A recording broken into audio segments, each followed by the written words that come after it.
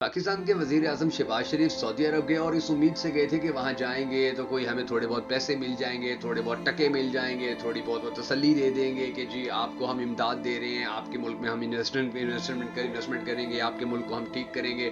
ये उम्मीदें लेकर गए थे। फिर तस्वीरें आप देखेंगे जी, मोहम्मद बिन सलमान के साथ तस्वीरें उनकी वायरल होना शुरू हो गई। सामने नून लीग जो है सोशल मीडिया के ऊपर बड़ा ज़्यादा शोर मचाता रहा, जी ये देखिए हम गए हुए हैं और वहाँ पर जो शहजादा मोहम्मद बिन सलमान है उसने कितना VIP प्रोटोकॉल दिया है, कितनी उसने इज्जत दी है जी, रेड कारपेट बिछाया गया है और अभी पाकिस्तान के सारे मामला ठीक हो जाएंगे, अभी हमें और पैसा मिल जाएगा, अभी हमें इमदाद मिल जाएगी।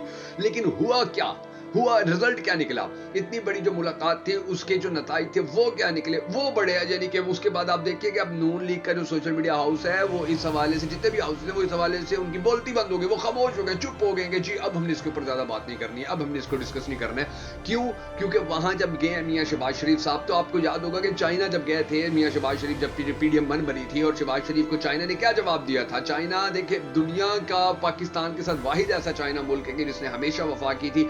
हमेशा जब भी हमारे हुक्मरान वहां जाते थे तो वो कभी इन्वेस्टमेंट का तोहफा देते थे, कभी वो वैसे कोई गिफ्ट दे देते थे, कभी वो पाकिस्तान के अंदर इंडस्ट्री लगाने का गिफ्ट दे देते थे, कभी वो पाकिस्तानी अवाम की मदद करने का गिफ्ट दे देते थे, कभी वो पाकिस्तानी अवाम के साथ खड़े होने का गिफ्ट दे देते थे। पाकिस्तान की तारीख का पहला वजीर आजम शहबाज शरीफ था जब PDM-1 के दौरान जब वजीर आजम बना था कि ये चाइना गया था और चाइना ने इसको कोई तोहफा देने या कोई इन्वेस्टमेंट देने के बजाय या कोई पैसा खर्च करने के बजाय एक वार्निंग दे के भेज दिया था कि जी जाओ अपने मुल्क के हालात, माशी हालात ठीक करो, सियासी हालात ठीक करो, तुम्हारे मुल्क के सियासी हालात ठीक होंगे तो ही हम तुम्हारे मुल्क के साथ दोस्ती रख सकते हैं, तो ही इन्वेस्टमेंट करेंगे, तो ही हम अपना काम चला सकते हैं, अदरवाइज हमारे पास और कोई गुंजाइश नहीं है। और पूरी दुनिया ने इसका मजाक उड़ाया था और फिर शहबाज शरीफ भी मीडिया के ऊपर आकर कहते रहते थे कि जी हम भीख नहीं मांगना चाहते, लेकिन क्या करें, मजबूरी है, हम मांगने नहीं आए लेकिन हमारी मजबूरी होती है कि हम मांगे। तो अब यही सिचुएशन सऊदी अरब में भी है। सऊदी अरब भी ये गए हुए हैं और वहां से भी बड़ी इनको, यानी कि जब से ये गए तो बड़ा शोर मचाया जा रहा था कि जी बहुत बड़ी इन्वेस्टमेंट्स आएंगी, जी बहुत काम ठीक हो जाएगा। लेकिन क्या हुआ? एक धेला भी नहीं दिया गया। बल्कि मोहम्मद बिन सलमान जो है अब जैसे ऐलान कर दिए जाते हैं, उन्होंने भी कह दिया जी रेकॉर्ड एक मंसूबे के अंदर जी हम 100 मिलियन की या जितनी भी इन्वेस्टमेंट है वो हम करेंगे। लेकिन बात यह है कि इस तरह की इन्वेस्टमेंट आने में भी 2-2 4-4 5-5 साल लग जाया करते हैं।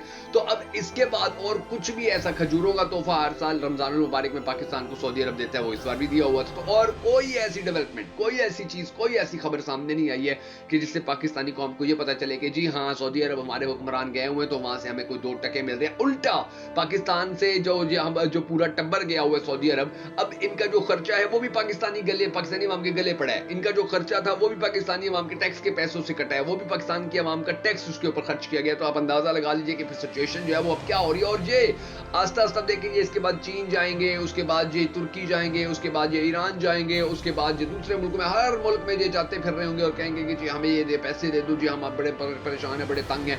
और फिर ये खबरें भी अब सामने आना शुरू हो चुकी हैं कि जी जो पाकिस्तान के जो जहाज, जो एयरफोर्स है पाकिस्तान की, या पाकिस्तान के जो दूसरे इदारे हैं, वो जिस तरह से अपने काम अब कर रहे थे, अब उनको भी खराब करने के, उनके अंदर भी अपना लुच तलने की कोशिश की जा रही है। और कहा जा रहा है कि जो हवाई अड्डे हैं वो अमेरिका को दिए जाने के ऊपर रजामंदी का इजहार किया जा रहा है, जिसके ऊपर इमरान खान ने एब्सोल्युटली नॉट कहा था, आपको याद होगा।